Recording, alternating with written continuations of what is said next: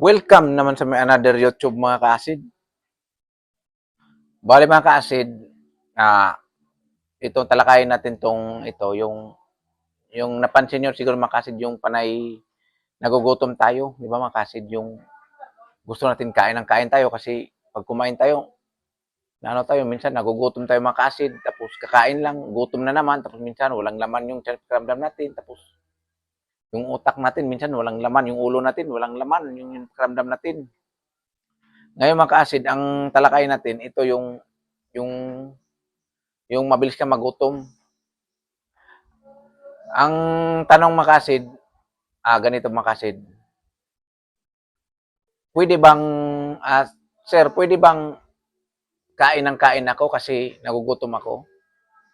Kasi mag-iba kasi pakiramdam ko pag nagugutom ako kaya ginawa ko kain ako ng kanin o lalagyan ng tiyan ko. Ngayon ka-acid, sagot yung mga ka-acid. Mali po yung ka-acid na dahil kumain ka, dahil gutom na gutom ka, tapos mamaya kain ka na naman ng kanin, tapos kain ka ng kain, mali yung ano mo ka-acid. Mas lalong masisira yung tiyan mo yung ka-acid kasi hindi mo pinapahinga yung tiyan mo ka-acid, panay ka lang ng kain. Ang mayari ang ka-acid, papayag ka ba na habang buhay ganun ka na lang kain ng kain? Huwag naman, dapat sanayin ang sarili natin ka-acid na kumain ng tamang oras ka-acid. Ang talagang tamang kainan yan ka-acid, ano talaga yan? Ganito ang gawin nyo ka-acid pag panay gutom kayo, tapos para maiwasan yung panay kain ng kain kayo, para yung tiyan nyo naman makapahinga naman kahit papano. Huwag yung buka ng buka, kain kasi kain. Huwag ganun ka-acid. Dapat ipahinga nyo, inormal nyo yung tamang pagkain. Ganito ka-acid. Ang gawin nyo sa umaga, di ba bago kayo gumising, pag gising kayo, huwag kayong tatayo agad para hindi kayo mahilo. Ang gawin nyo, inhale, exhale, balim kahit mga 20 minutes, saka kayo tatayo. Pag nakatayo na kayo ka-acid, kuha kayo ng mainit na tubig. Inom kayo ng mainit na tubig ka-acid. Pag uminom kayo ng mainit na tubig yan, kahit 2 baso, tapos labas kayo, lakad-lakad kayo ka-acid, mga umaga pa lang. Tapos magpaaraw kayo. Kahit paano, kung sa tingin nyo na parang napagod na kayo, pwede na kayo umuwi sa bahay at mag-relax. Pagkatapos mag-relax, maligo na kayo ka-acid. Pagkatapos nyo maligo, kakain kayo ng kanin. Example, kakain kayo ng mga 7 o 8. Depende sa inyo kung anong oras kayo magutom. Pero ako, mga 7 ako kasi pasok kasi mga 8 ng umaga. Kaya 7 kakain na ako niyan. Nasa inyo ka-acid kung anong oras kayo kakain. Tapos pagkain nyo mga ka-acid, bago kayo kumain, uminom muna kayo yun ng tubig. 1 baso bago kayo kakain ng dahan-dahan lang. Pero nasa inyo na kung dahanin nyo, minsan bilisan nyo. Pero sa akin, minsan binilisan ko. Minsan, yung tama lang na kainan, sabi ko na busog na pala, busog na ako, okay na to. Ngayon ka-acid, pagkain nyo kain, mamaya, di ba, nagugutom kayo. Huwag kayong kumain ka-acid. Kain na naman, wag. Antayin nyo naman yung mga 10 o'clock, bago kayo kakain ulit, o mag-snack. Basta mag-snack kayo lagyan tiyan, kasi snack yan eh. Huwag yung wala pang tina, kakain na kayo kasi gutom. Huwag. Kung maaari, tiisin nyo yung gutom kasi natin yung katawan natin, inormal natin na pagdating ng 7 kakain, tapos pagdating ng 10, saka na kayo mag-snack. Kung pagdating ng 7, kumain kayo ng 7, tapos nagugutom na kayo, maganda, tubig-tubig lang muna kayo para yung gutom, kahit paano, maipsan. Tapos, kakain na kayo ng ka-acid ng sa mga 10 a.m., snack. Nasa inyo kung anong snack nyo, saging ba o itlog o tinapay. Nasa inyo na yan. Pwede tinapay, tsaka saging para Tapos, pagkain nyo naman ulit yan, pagdating ng, di ba, kumain 10, 11, huwag nagutom na, huwag kayong tubig lang, tiisin nyo.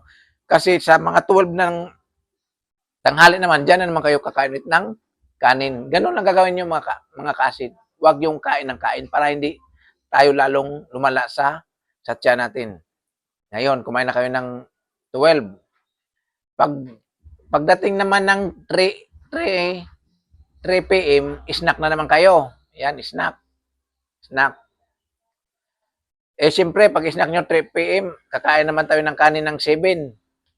Siyempre, 3 p.m., 4, 5, gutom na abutin natin dyan. Kaya ang gagawin natin, mga 5 p.m. pa lang, kakain na naman tayo ulit ng snack na naman tayo. Para pagdating ng 7 o 8, tsaka tayo kakain ulit ng kanin. Nag-get nyo ba mga kasid? Yan po ang gawin natin para ang katawan natin sanayin natin. Huwag yung panay-kain ng kain tayo para hindi masira yung katawan natin. Kasi ganyan yung ginagawa ko mga kasid. Nag-ano ako, parang ninormal ko yung kain ko kung sa anong oras. Yan, mini-maintain ko yan ng 3 buwan yan mga kasid. Gagaling at gagaling kayo mga kasid. Basta i-maintain nyo lang. Pag gutom na kayo makasit tapos hindi pa sa tamang oras kainan o sa tamang snack kayo kumain, dapat tubig-tubig muna para maibsan hanggang umaabot na kayo sa oras nating snack o kain ng kanin na. Yan lang makasid ang gawin nyo. Huwag kayong puro kain ng kain. Kasi gusto nyo ba na habang buhay lang kayo na kain lang kayo ng ganun? Huwag.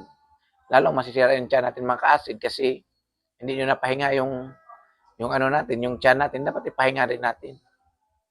Ganun lang mga ka-acid. I-maintain nyo kahit 1 buwan, 2 buwan, 3 buwan yan. Ganun ang gagawin nyo. Maniwala kayo sa akin mga ka-acid.